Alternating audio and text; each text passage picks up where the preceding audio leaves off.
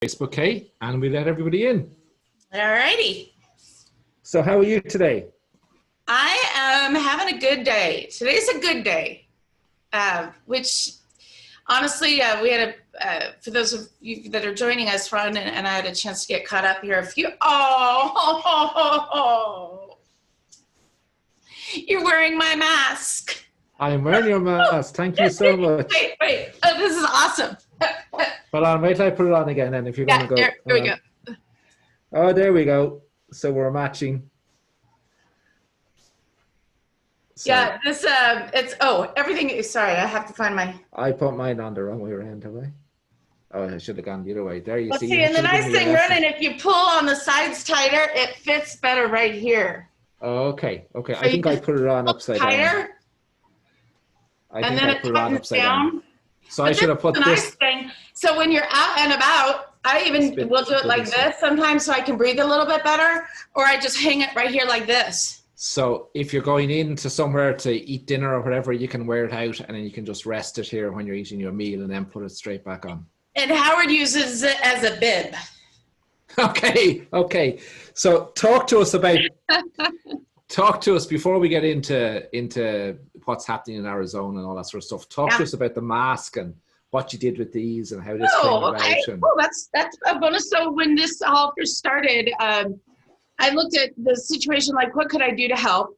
But also as a business person, what could I do that would be financially beneficial for me? Knowing that at that time my studio had been closed down and I didn't have a revenue stream coming in. So we immediately started finding ways to make masks, but I didn't want to do it in a way that would take the materials out of the hands of people that were making masks for the first responders or for the frontline workers, medical workers. So our masks, we actually got pretty clever. The ties are parachute cord that we got from Home Depot. The back cotton is cotton sheets that we bought out, all the black cotton flat sheets from Target. And then the front is different materials. And then the inside liner or the filter is polypropylene that actually, silly enough, we did the research, it's the same material that landscapers use to cover the plants and keep them from freezing here in Arizona in the winter. So everything in these masks didn't, even though they are 3-ply and they have not been medically approved, but they do fit the standards of being cotton 3-ply. And it doesn't take away from anybody that's doing things for the first responders. So we felt like it was a way that we could do something, keep our clients and our family and friends safe, but also, to be honest with you, you got to find ways to pivot these days and to do things maybe out of the ordinary. We also did positivity signs on our front yard, and we did peace rocks up and down the street for our neighbors. But those were things that we did to make us feel good too. These masks were a way, and I have them for clients if they want to purchase them. I keep mine right beside the door. This is the camera room, so I have it right handy. So when I go out to greet the client at the front gate, bring them through the porch garden, I have my mask handy and ready to go, and then bring them in. We do sterilize in between each session here. I like to call myself COVID unfriendly instead of COVID friendly. So I am protective here, not only for my clients, but also for those of you that follow me on Facebook, you've been open to my family and you've met my mom and dad. And the last 6 years of becoming their caregiver and having them in an assisted care facility up in Payson, 2 hours away, we moved them down the middle of February. Finally, I got them 10 minutes away from me so I could be with my dad. He has late stage dementia and is slipping faster. And then my mom, being able to be with her and give her a break from my dad. So we had all these great plans and they were here for 3 weeks and then COVID shut them down. And I have been able to see them through a glass door and I have been able to see them at a distance, but the ability to spend time with my parents has been one of the hardest things that I have to face. But with the masks, I know that when I go out in public, I'm doing everything I can to protect myself. We also did hand sanitizers early on. I ordered it by this big tub. Why? I think it was like that hoarding mentality, that toilet paper hoarding mentality. I bought a bunch of big hand sanitizer and I put it in little smaller ones. Let's see, and put my logo on them. So we give these to every client that goes out also. So I'm doing my best to protect myself, my family, and my neighbors and my clients the best that I can. We just have found out we were opened back up again, and we found out last night our governor shut us back down again. And I just was finally starting to feel like there was hope that our economy was going to get rolling again. And we are now shut down again because we have spiked in Arizona. And for those of you following the pandemic, you know, the Arizona has always been a little bit behind the curve. In fashion also, I don't know what it is about our state that we always tend to be a little behind. But we're getting we're getting hit really hard right now. And it's my sweetie pie, what are we calling Howard now? He has moved past the Man-Panion stage. Right. I'm not sure. I just love his guest appearances on the Think Tanks. The guest appearance. He will show back up. He's in high risk. And so we're just having to be really, really careful. I don't know what the future holds. But I think what I was really compelled to do today when I reached out to you, Ronan, was to share a little bit of hope. And look, I said it with your accent, hope. Give them hope. Like a golf course, they put the little ball at the green at the end with a flag, just to give them hope. You do a really good job on that. I can't take off your accent as good as you can take off mine. That's a good job. You know what? There's a job as an actress, if nothing else. Yeah, there you go. I have come up with some ideas to pivot here in not only as my photography business, but even outside of the photography industry. And for those of you that know me, know that I have two speeds, fast and faster. I do not sit still. And I think this COVID situation, part of why I'm struggling with my mental health right now, and don't worry, I'm not going to go cougar bird on you or run around naked in the front yard with scissors and no clothes on, because I've done that. No, I'm just struggling, and I'm tired. I'm tired mentally, I'm tired physically, my soul is tired. I have finally stopped. I have to stop watching the news.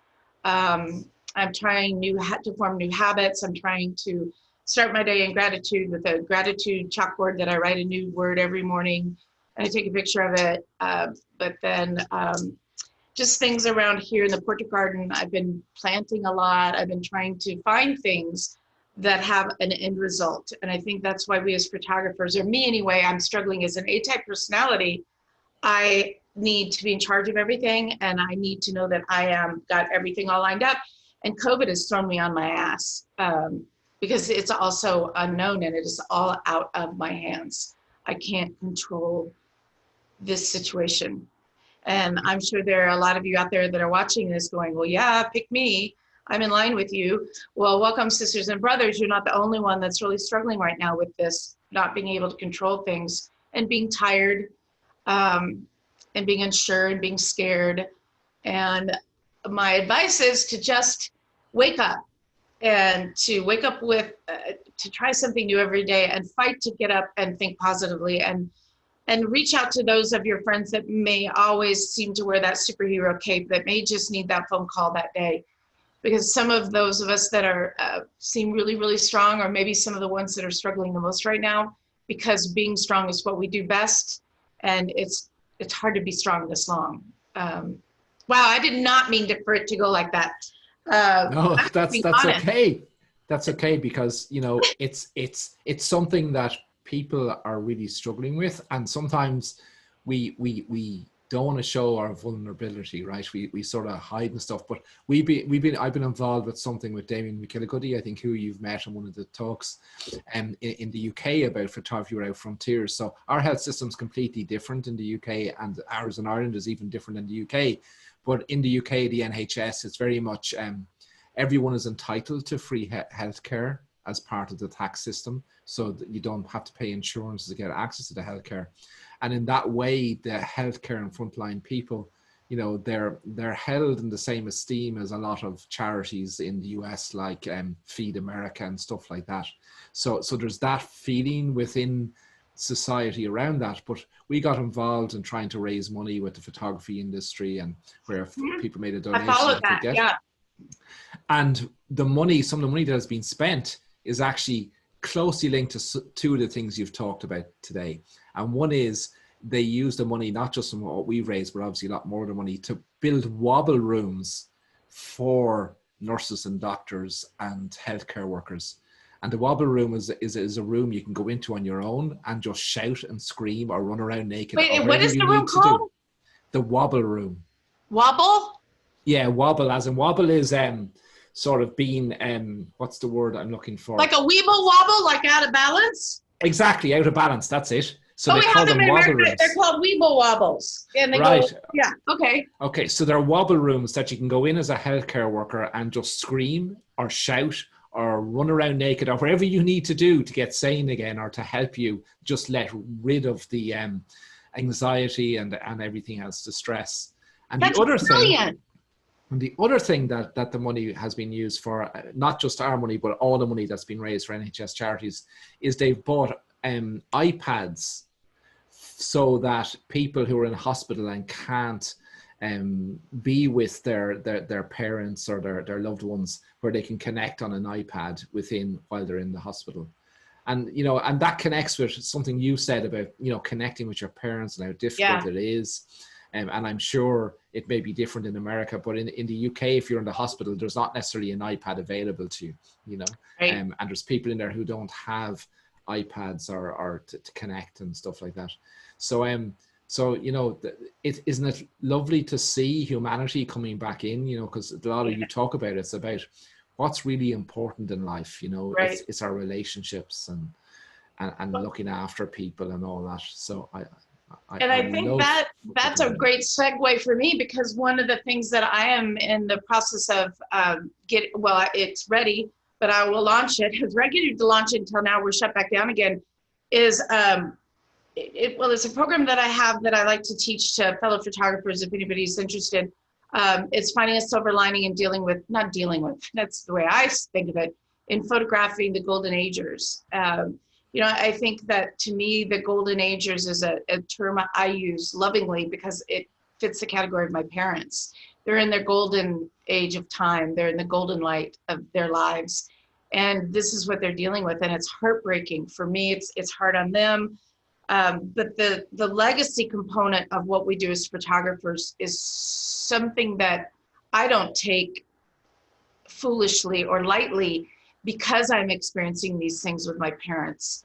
And if you have noticed that when I post something on my mom or dad on Facebook or Instagram, it immediately takes on a life of its own. Whereas if it's just me, it's like me. But if I post something about my parents, everybody wants to know how my parents are doing. And I think that we as photographers almost have a very important job to capture that legacy. And if you don't already have something put into place now, while you're slower, coming into the summer here in Arizona, it's 121 degrees Africa hot, and now we're closed down again. So for those of you that are looking for something to do, start getting a business plan together and a promotional plan together for being able to get families together and focus on the older members in the family, and things like hands on hands on hands. Those are the kind of things that an older woman, she may not want to have her face photographed and she may feel like her hands are ugly. We'll put her hand on the bottom because she's holding the family up.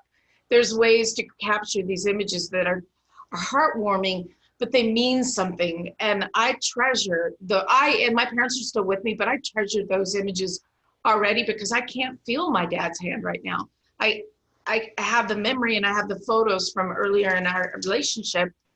So if you don't get anything else out of this time that I'm sharing with Ronan, would be to get some sort of legacy plan in place. So when you are ready to launch and you can get families together, whether they're traveling or even, I just had a brainstorm. I gotta write this down. Well, even if you can't get families together, couldn't you help facilitate and tell them how to photograph each of them individually, and then use a retouching artist?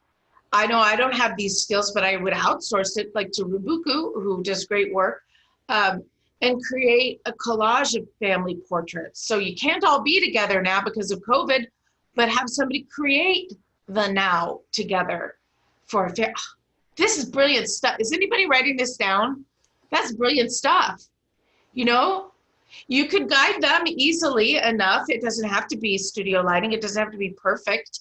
But for right now, it would be something that would represent getting the family together in some way, so that when you do launch and you are back open in business, really start to promote taking care of the elders in our community and honoring them. I have a program where I had gone over to my parents' assisted living place where they lived before, and we had picture day and set up a studio, and we did photographs. I was paid to come and do that by the place because they wanted photos of each of their residents for a memory board.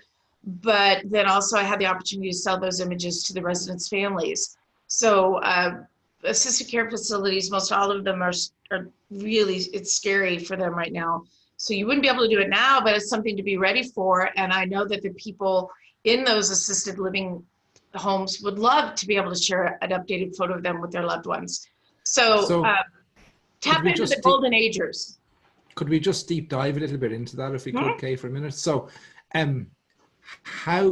who pays the bill in that instance? Is it the golden agers, or is it their family, or typically how does that work? I approached the facility where mom and dad lived, and I had an outline for them, and I said, I'd like to set up picture day for you. And depending on how many residents were interested, I would be able to say, well, that I can do 10 residents, and it would only take me an hour. I was coming up to see mom and dad anyway, so I didn't charge a trip fee. So if you were doing this with a local facility, you wouldn't have any fees. You know, you're in this to be in business. This isn't a charity. But at the same point, know that you're doing this also for the goodness of your heart, because the people that are in these assisted living places don't have the opportunity to get out and go to a portrait photographer. This is really a resident benefit, is how I sold it to the HR person at the place where they lived. And then also they used little 3x5s of each person. They had a memory board with all their names. So if somebody was struggling with remembering who was in room 202, they could go to the board and see room 202, and that's Mary, and there would be Mary's picture. So that was one of the ways they used the images. And then I provided them with an order form as well as online ordering for the families. So if the families wanted to order an 8x10 or 5x7s, it wasn't a huge money maker, but I'll tell you, watching those people light up when they were having their photographs taken, and my mom and dad were sitting there through almost all of them, and mom was really cute about telling me about how the one woman had really dressed up. She had her hair done, and you could really take this extra places, and you could hire a makeup artist and a hairdresser to come do this. You could turn it into family day. It could be done around Christmas or a holiday. You can take this anywhere you want to go. But I think that golden agers in these assisted living homes, because people are living longer and this is where they're going. Some of them are really nice. Some of them aren't so nice. So maybe you do 3, you target 3 that are really nice where there's some money to be had, and maybe 1 you donate your time to and you donate your images to. And that's your community outreach. And that's something that you can say that you do. You know, there's a lot of people that say, well, I don't do anything for charity because it's got to make me money because I'm in business to make money. Yeah, sure. But there's a happy medium between making money and doing good for others. I know you can't do it all for nothing, but what if you did set aside for every 4 you do 1 for free? Yes, and I think that's a great approach, because you're right. You know, people talk about, well, I can do more for charity, but I have to have a business to be able to do that. But there is a balance, because you can do certain stuff for free once you get that balance right, and it's combining that balance. But I love the way you're connecting in with, you know, capturing those the older generation, the golden generation, because they need to be captured. You know that, and quite often, as you say, they even if it's outside a care facility, they might often be the ones who don't want to go or are reluctant to go for a photographic session. But if they see themselves in the mirror, that's not necessarily them, but people who are like them, then they're probably more likely to do it, you know? Oh, absolutely. And it's such a blessing. It's such a rewarding opportunity.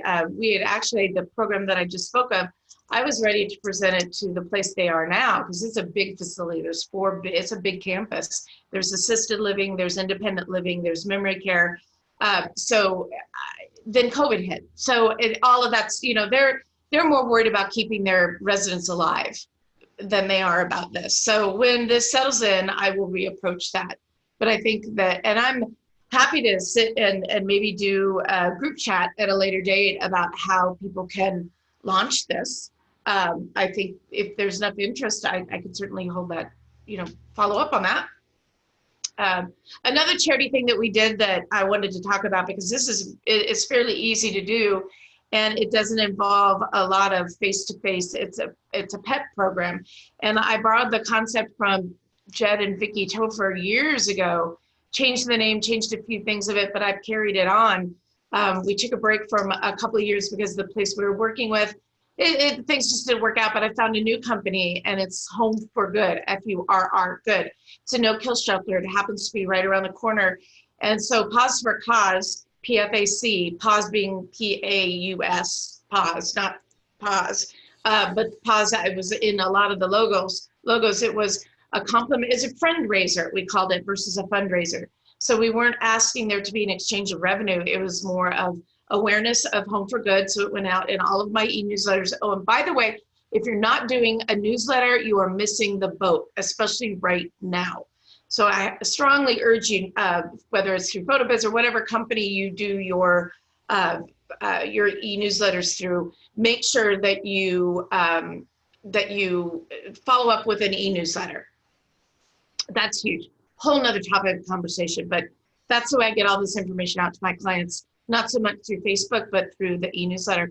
So the Paws for a Cause, they had to bring in an open bag of dog or cat food, and the Home for Good actually had a wish list, because now what was on the wish list was cleaning items and sanitizing things and things that they were having trouble getting. That was on their wish list. But in exchange for bringing in these items, you got a complimentary digital portrait that I would then email. So my costs involved were almost nothing. It was all spread through their internet marketing and through mine. And I would say 85% of the 2 days that we booked were coming from Home for Good, which means I was getting exposed to that many more people that had never maybe even heard of Kay and Images by Kay and Company. So that was exciting for me to know that, yes, my own people were supporting me, but these new people wanted on board too. The sessions were blocked in 15 increments. I did early in the morning through midday. I took midday off because it was flipping hot here, and then also in the afternoon. So it was better for the dogs. They weren't panting. I wasn't panting. And it was just more of a pleasant. But it's really funny because one dog ended up jumping in the pond. We have a koi pond. And one dog fell in the pool because it was missing an eye. It was a rescue one, and we think it slipped in. So I jumped in fully clothed to rescue the dog because it was sinking like a balloon, or not like a lead balloon, it was sinking. And then another dog at the end got in and just swam around the pool because it was hot. So it was a really funny day, but we had 2 cats, the rest of them were dogs. We booked solid, sold out, raised almost over 700 pounds of dog, cat food and supplies. And it was just win-win all the way around. So just to delve into that, Kay, a little bit. Yeah. So people could donate some of the items on the wish list in return for you doing a session with their dog, right? It was 15 minutes. It was pets only, no people, all outdoors. So I didn't have, the social distancing wasn't an issue. And it was, we've done it so many times that we have our own way of doing things. I have forms that they fill out when they arrive. We greet them at the front with the wagon. They put the food in and whatever. We bring it back, stacked it up. We have pictures. We did a lot of social media about it. Actually, we had a newscaster that was going to come cover it because it's charitable giving and it's exciting now. But all of the COVID things were happening, and a lot of the weekend news people were pared down. They didn't have as many people going out. So most of the stories were more COVID related that weekend versus charitable giving, which is unfortunate, but I didn't do it for the PR. I did it for the community outreach. The byproduct was not only did I get new clients, but I had more resales, more additional add-on sales than I ever had before. And that led me to the next thing I wanted to tell you about. And again, the Paws for a Cause, I'm happy to share all that with anybody that needs it. It's a win-win-win. And there is nothing more fun than photographing pets. You can tell a dog to sit and stay, but you can't do that with a 1-year-old child. Yes, indeed. You just, yeah. And one of the dogs was pregnant, and she delivered, I think, a couple weeks ago, and we're waiting for the foster mom to bring the puppies in. So I'll keep you posted on that. We did a maternity shoot where she was wrapped in, you know, like J-Lo, where she was wrapped in fabric. It's funny. But pivoting again from that, I thought, well, what is one more add-on sale that I could come up with something that's already taken place? So the images have already been delivered. The majority of them were electronic capture. Some of them were prints that were delivered, mailed through White House Custom Color and through SmugMug is who I use. So they order through SmugMug, it goes right to White House and it's shipped right to them. I thought, well, what else could I do? And I came up with the idea of doing cartooning of the pets. So I played around with it. I haven't gotten it super protected or super perfected yet, but I did a watercolor style and then a cartoon style for a couple of the clients. And I'm offering to sell that next step from their existing images. So the images have been captured. They don't have to come back. It's already there in my bank of imagery that I can recall. But then I thought, well, why don't I take it one step further? And in the newsletter going out, I'm actually offering this service for anybody who wants to send in a snapshot that they've taken of their pet, deceased or alive, it doesn't matter. And I'll turn that into a cartoon for a fee. Now, ultimately, my goal is to outsource all of that. So I'm looking for somebody who can do that kind of thing. If you're listening and you're out there, this is an untapped market for you to offer this kind of service to people like me that has the idea and the ability to sell it. I just don't have the skill to create it without it taking me way too much time. So just to rewind a little bit. So sorry. You're gone into lockdown again, unfortunately. Yeah. Yeah, we're locked down. Yeah. But you have a bank of images both that you did for the dog rescue fund system. I can't remember the exact name on it. I'm sorry. Pause for cause. Pause for cause. Yeah. So you have all those images, but you also have images of past clients. And you've come up with this idea that now the studio is shut down, right, until the 29th of July. Is that right? So you're coming up with ways now to take that bank of images in a really creative way to resell those images in a cartoon manner of the people to that past customer base. And you can do that now while in lockdown. Yes. And the cool thing about it is because I'm able to actually drop ship it directly to them if need be, or they can, if they're here in town to save on shipping, they can come by, can package it up, set it right up right beside of the front gate when I know they're arriving. And I put a handwritten thank you note in every order that goes out. But my goal is to make these print only, not digital cartoons. They have to buy the portrait. And I am toying around with the idea of the minimum requirement is 11 by 14. But I don't want to tell them how to do it, that it has to be a canvas wrap, or it has to be a flush mount, or it has to be an image block. I just want to say it has to be 11 by 14 or larger, and they can choose the medium by which it's printed on. But then there's the fee for the artwork to turn it into the cartoon or the watercolor treatment. Hey, Howard, would you bring me the pictures of the kids from my office? I can kind of show you what it looks like. Oh yeah, that'd be great, because we're all and I'm visual happy to people, put any of these samples online too. I was going to kind of tether back and forth on here to show you my screen, but I'm sitting in my office on my or in the camera room on my laptop and set it in my office. So this is just how this all began. Is I just took pictures of my own kids, and these are watercolor. Let's see. They're lovely. I love the presentation and the. So they're watercolor treatments, and this was Doggy Wah. This was Chica done in boudoir-esque, dogwa-esque with satin sheets, and this was Pumpkin just not too long ago. Thanks, Hart. So that was kind of what led me to go down this somewhat what I hope to be lucrative rabbit hole, would be to take, and this would be my advice, find the product line that you haven't already offered for your clients, take existing images that you've already created, and sell from those ungleamed diamonds. We are now pushing in the newsletter also. I have had for, I can't even tell you how many years, been paying about $90 a month for a storage facility where I was keeping old negatives. You remember those? And digital CDs. I had to save an old laptop because none of the new laptops, none of the towers, none of the computers even take, some of them don't even take DVDs, let alone CDs. So it's time to pull the plug on that, and ungleamed diamonds, they're there. I just need to let the clients know that if they're not interested in purchasing these images at this point, they will no longer be available to them. I should have been doing that all along, but I'm lazy and I never did. So there's honesty for you. So that's something that I can do during the shutdown is glean those diamonds that have been unmined, go back and find them and offer to sell a new product that I didn't have back then. Or if they have their favorite photo, they can send it and I can do the work for them at a lower price point because it's not my property. So it can be either way. And that can be family portraits too, it doesn't have to be pets. I think pets are easier to do cartoons because sometimes when you get too cartoony on a portrait, it morphs things and you can find that maybe a client isn't gonna be as happy with your artistic license. So that would be why I'm maybe not doing portraits as much as the pets.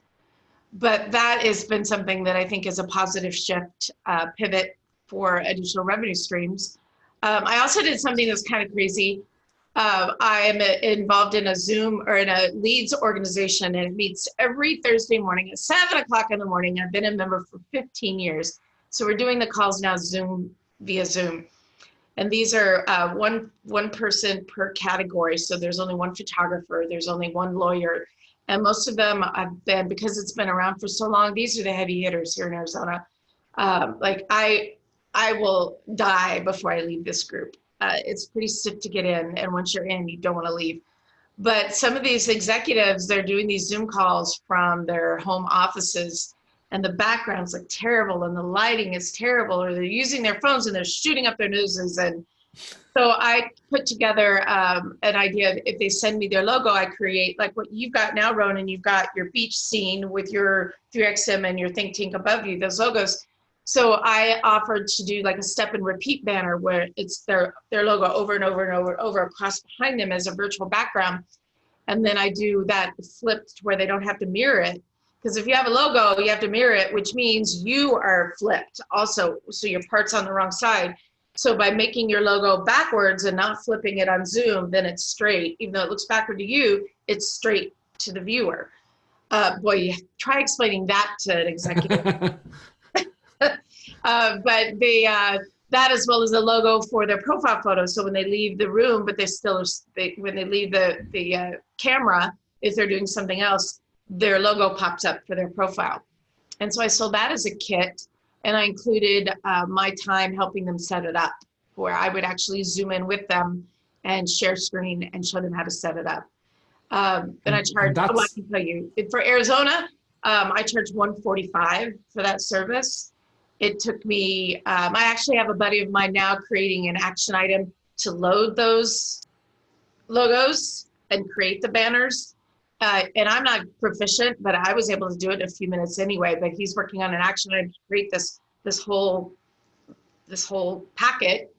And then I just give him a little bit of time, which also gives me a chance to talk to them and offer a special that I'm also running now, which is through the summer months. If they buy $100 in gift fee, they get half of that added onto it from me. So if they spend $100, they're going to get $150 in credit, and then they can use that all throughout till the end of the year. So it's not a double your money. It's half.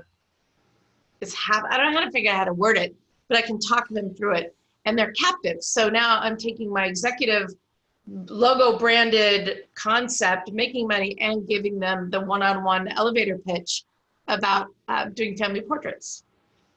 I love it. And, you know, this Zoom thing's not going away. Like, as you said, Arizona's just gone down to lockdown again. So, no. And there's loads of people, because like we struggled with that ourselves, you know, how do we make it? Because like in my household, we have 5 of us working from home.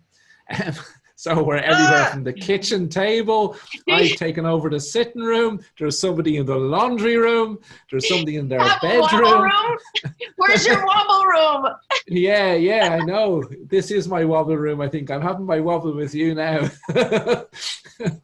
So we all need a wobble now and again. But your apps, perhaps, and I love the way then you're using it as an upsell for later. So, you know, that and effectively you're planting the seed that this is actually costing you nothing. We're going to make you look really, really good in Zoom. And then you can take that money and you can come in and get a family portrait, because isn't it so important now to capture those special relationships? I can't do it right now because we're in lockdown, but we'll do it later for you. I love it. Absolutely. You know, there's nothing happening now, and don't get me started about the whole portrait concept, because that's going to end poorly for me. You don't want to know my opinion, but I guess I just told you my opinion. You know, putting anybody in danger right now to create images is just not good, period, especially if you're still in lockdown. I am kind of a renegade and a rule breaker, but when it comes to people's safety of myself and my family, I will not cross that line. And so by selling gift cards now, by giving them extra value to the gift card, it's giving them a reason to spend with me now. And I'll be honest with you, I need the money now. I don't need it come this fall, because I know I'll be busy. And let's hope that the world is still spinning, and you know, we're back to some semblance of normal, whatever that is. But it is a way of letting them bank their money with me. I'm not asking for a handout. I'm asking them to prepay something. I was going to call it K-away instead of layaway. Or call it the Fokker program, Friends of K program, F-O-C-K-E-R, Fokker. Say that with your accent, Ronan. It's interesting you should mention the Fokkers, because let me explain something to you. This is very funny. So our eldest daughter, Erin, she's going out with William now for 3 years, and his parents are very, we're quite liberal, and they're the complete opposite in terms of, you know, relationships and sex before marriage and all that stuff. But but it's really, really funny, because Aaron's future husband, possibly, been out 3 years now. I know they're planning homes and stuff like that, so I don't know when it's going to happen, but it looks like it could happen. But William calls us the Fokkers, and he's really, really nervous about his very conservative parents meeting the royal Fokkers. So that's why I'm laughing at you using that. Oh yeah, I get that. Yeah.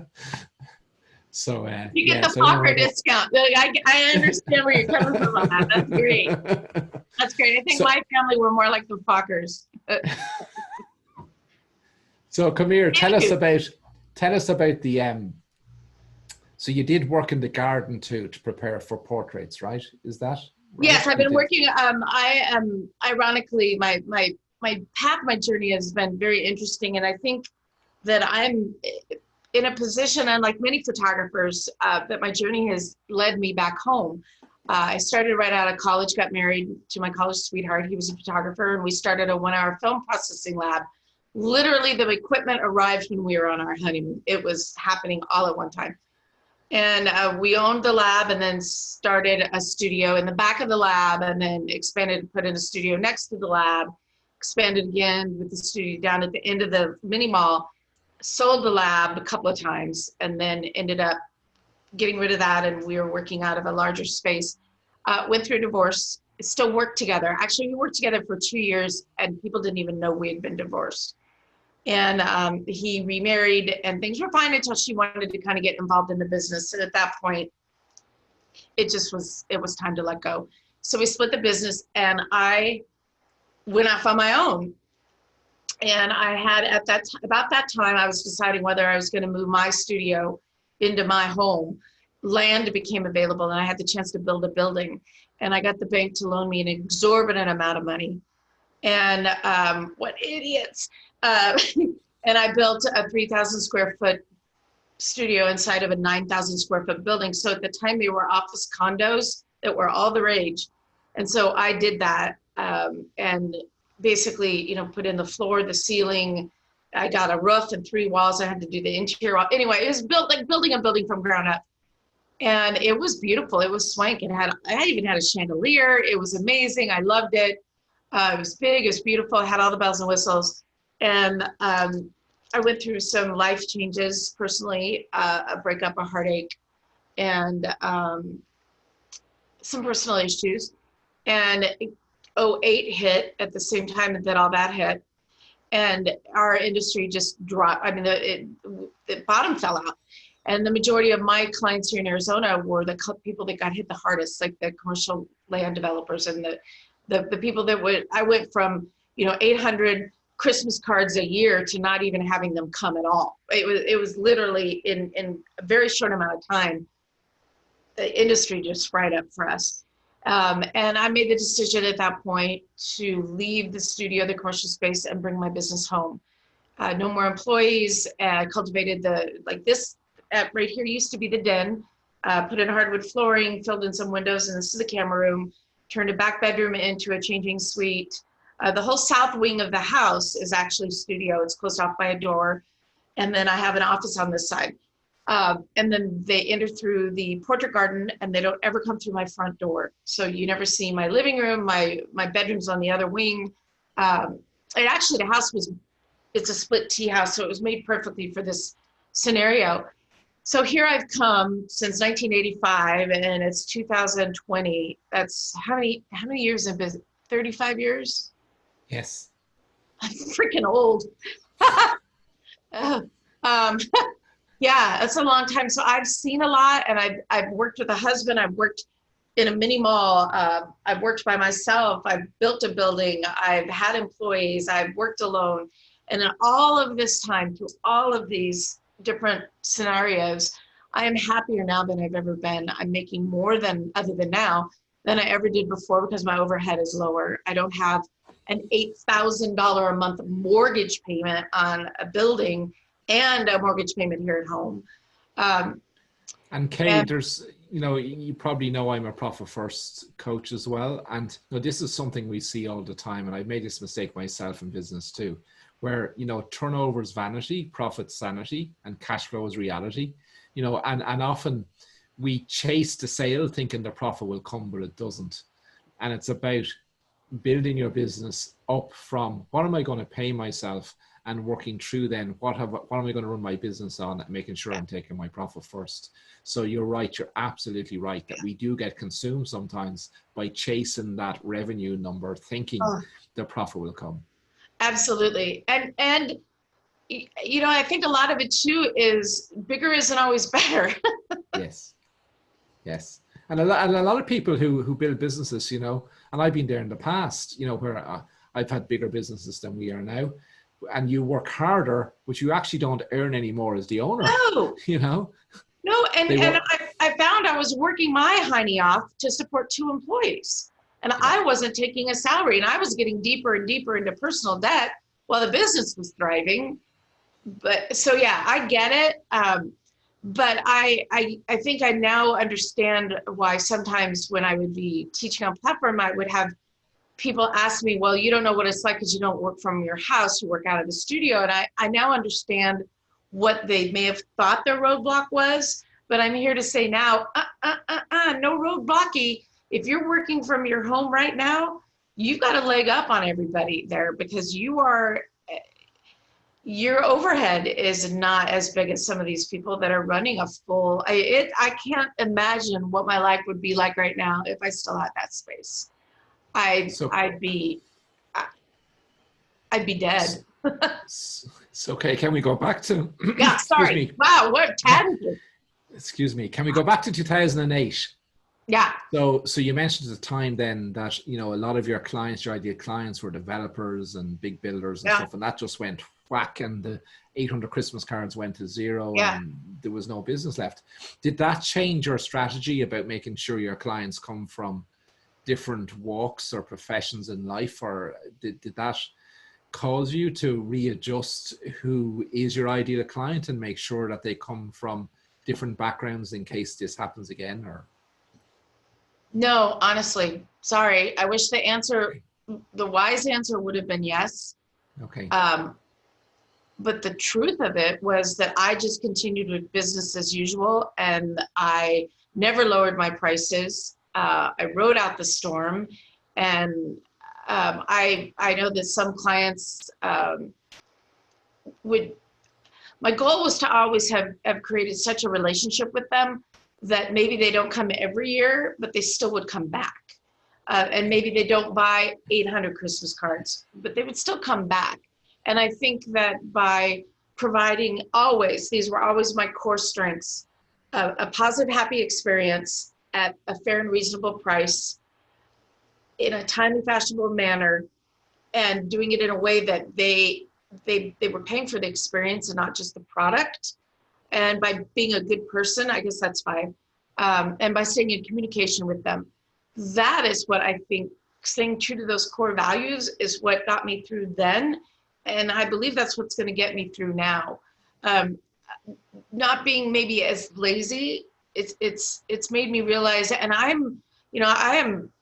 wish I need to listen to this because I'm going to remind myself that I said this. We have the recording. We have the recording. That's it's recorded. Right.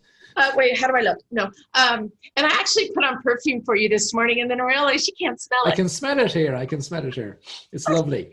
But to stay in touch with my clients and see how they're doing. You know, being the bigger person and reaching out and maybe being more vulnerable by, this is what I should do in the next newsletter is lead with how's Kay doing right now. Maybe that's making me more personable and more vulnerable to them would make them feel like, we're all in this together, and that I'm not thriving right now, but I'm not ready to throw in the towel because we survive. I mean, we're not having a zombie apocalypse quite yet. Although if you've been watching too much TV, you kind of think we are. I think it's just doing what I'm doing right now is pivoting. Forcing myself to come up with different solutions to fit a need that I hadn't thought of before. Like, why would somebody come to me right now when the world is falling apart, everything's gone to shit? Why would you go to me now? Well, if you can't physically come to me, what product can I provide to you that might bring you happiness and joy? So the cartoon idea, to me, I think would make happiness and joy. I also started doing a thing called Lovables, where a parent could bring the toys hang on, sorry if I just exposed myself here. Like something like this, if this is their lovable. The parent could bring this in, stay in the car, call me up and say, come get, we're here, even if the little kid's in the car, and say, you're gonna go play with Aunt Kay for a minute. Come in, have the camera room already set up and ready to go, metered, set up, and click, done deal, out they go. The lovey goes back to the kid in the car with a toy or a sucker or something, or maybe the lovey has a mask on, and that's how the parent explains why everybody's wearing masks now, because the lovey is gonna go see Kay and you need to wear masks when you go out of the house.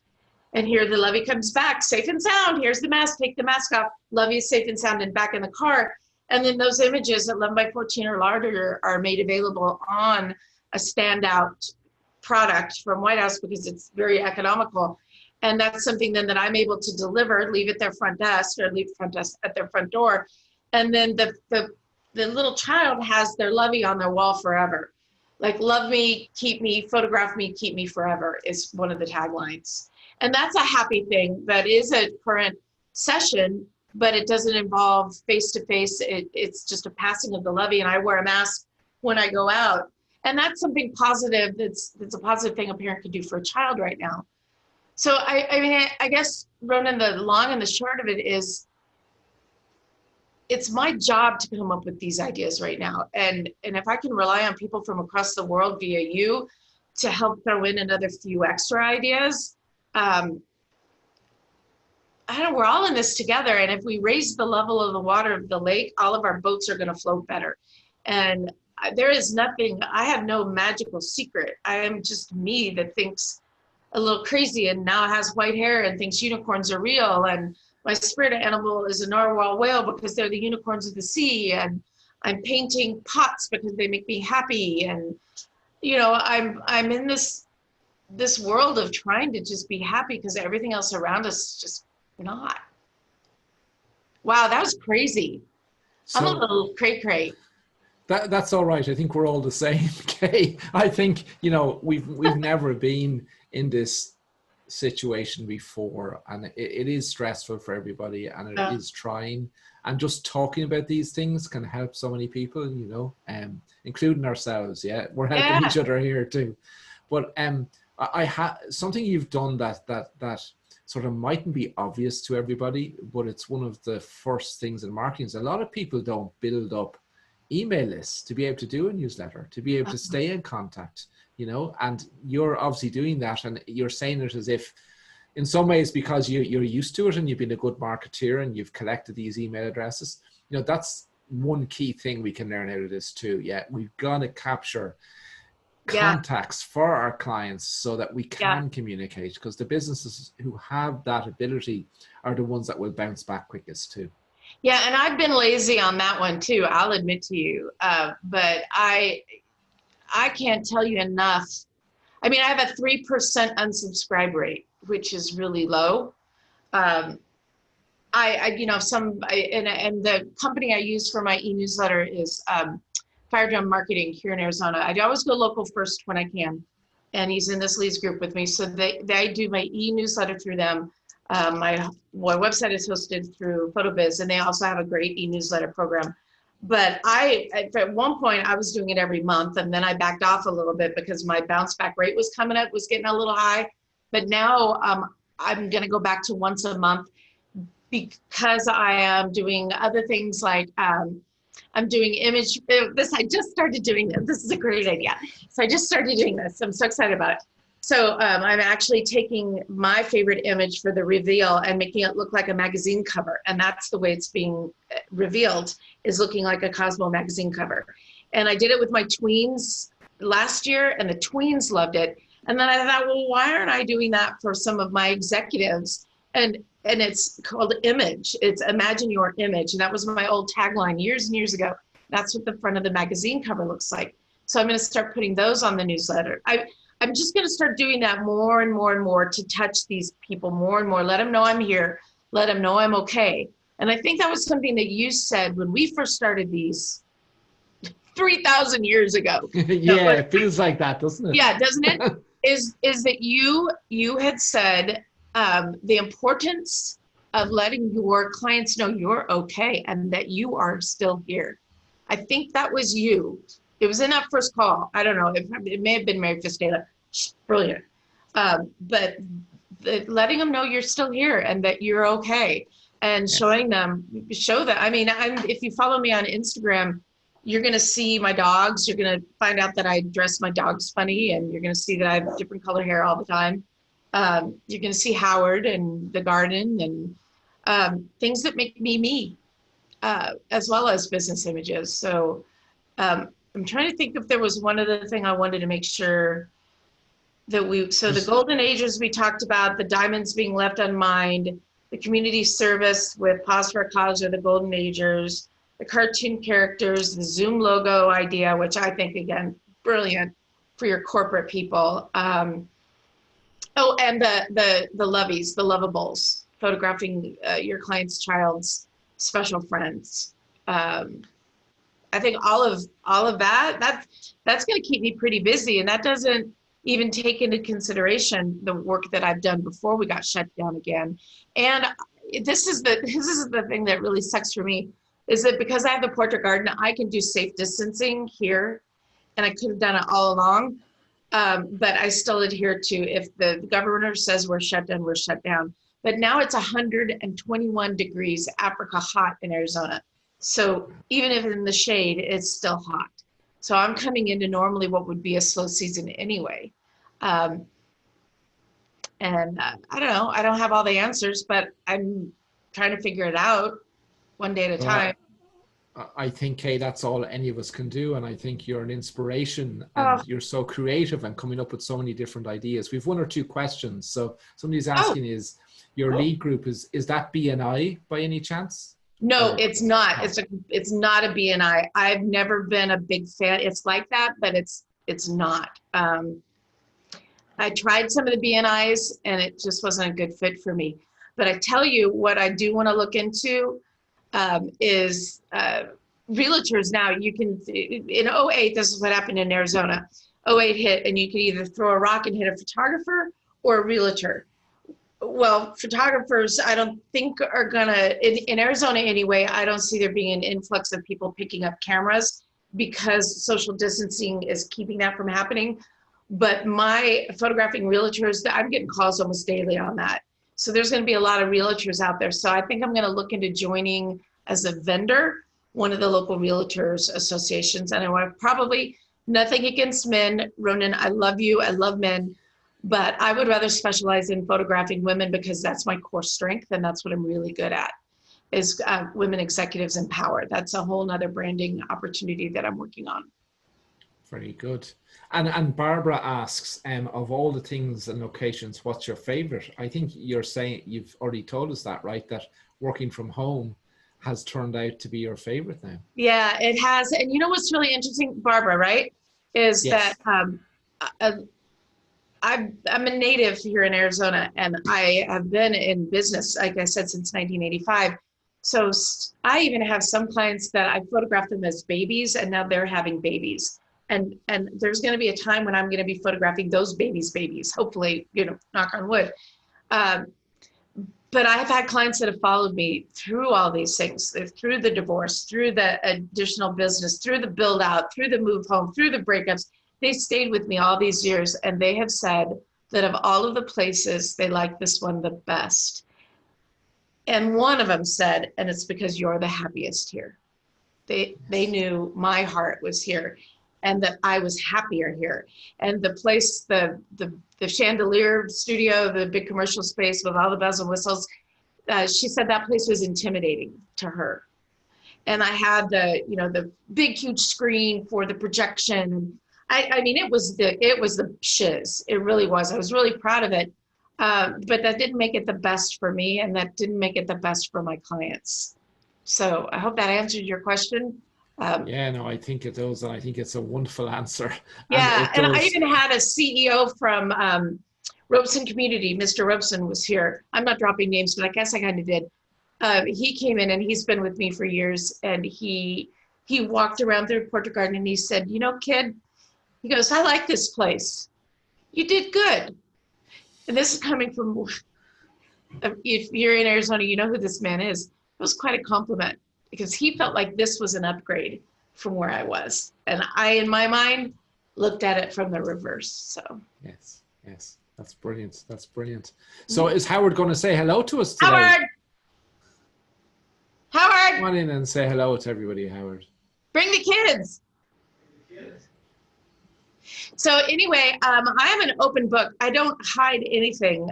We didn't talk a lot about pricing, but I think that that's important because it doesn't really matter what I charge. It's what the market will bear here in Arizona. So take the ideas if you like, and charge whatever you think is really appropriate for your space and your time.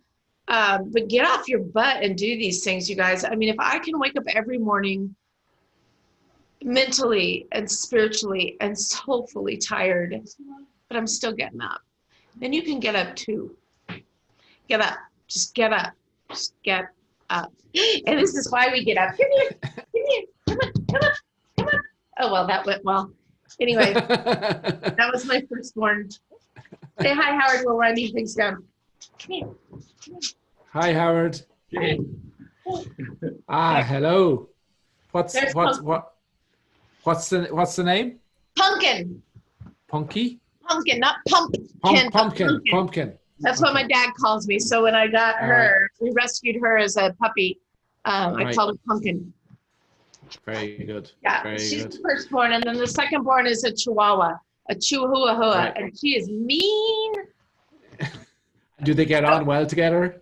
No. We have a pit bull that's a sweetheart and a Chihuahua that's mean as can be. Very good. Mind, so we love them. Thank you, Howard. Well, Kay and Howard, thank you so much. If there are any questions, do you want to put them up? That made me all teary. I think we've answered nearly all the questions, Kay. People are just saying, that they love listening to you. Do you have I know you had education programs around the teens and now you've got the golden age and stuff. How do people reach out to you if they want to reach out? Do you have a group or The easiest thing to ask me specifics is just send me an email, kay@imagesbyk.com. That's my personal email, kay@imagesbyky.com, all spelled out. I do, and I actually have now converted the other thing I've been doing in my spare time, when I'm not painting pottery and painting on rocks and doing creative things. I have taken all of the programming that I offer and put it into a format to where it can be done as a virtual convention. So if anybody out there is looking for programming, the Golden Agers is where my heart is. I'm so passionate about that. The pet program, the tweens, Celebrate Tweens is rocking. I launched that at Sync 3 years ago, and we still have a core group that talks every Wednesday that is just taking the tween idea and rolled with it.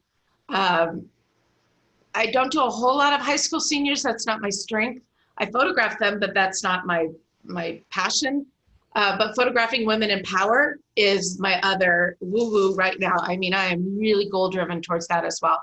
So I'd be happy to talk with anybody about bringing those to your local areas, whether it's a PPA affiliate or not. It doesn't really matter to me. I would just like to share my knowledge and my ability to teach with a good sense of humor and a good sense of humor and a sense of reality. You get what you see with me. I'm at a point in life now to where if you like me, you like me, and if you don't, you don't. It's okay. Because I like me, Kay. You wear your heart on your sleeve, and I love that. Yeah. So thank you all so much for joining us. Thank you so much for sharing, Kay. You're an inspiration. Can I say thank you? Thank you very much for letting me be on the tank. And the think tank, as we say. Yeah, I told you to joke, did I, about our because we don't pronounce our THs in Ireland. But my sales manager in the UK, did I tell you this joke before? No. Well, it actually happens, so it's not that much of a joke. He says, Ronan, I want you to go into this garden centre and I want you to ask for 3 trees and see what they give you. 3 trees. Oh, no. 3 trees. So we don't say 3 trees, we say 3 trees and see what they give you. Yeah. What did you get? I didn't go in. We'd never got a chance to go into a garden centre in the UK and ask, but I will someday and see what. Would you and report back? I will. Hey, Howard, you know what? We have to create a wobble room. A wobble room. Yeah. Okay. That is. It's where you go in and you lock the door and you scream really loud and you get all of your. We have the yard for that. We have the yard for that. Yeah, my neighbors. Well, thank you so much, guys. Stay safe and healthy. Thank you for joining us. We really appreciate you. And we'll talk again soon. Love you, Ronan. Take good care. Good morning, good Ronan. afternoon, good night, wherever you are. Safe. Stay safe and healthy. Be safe. Stay well. Stay well. Be safe. Stay well. Be safe. Bye, everybody.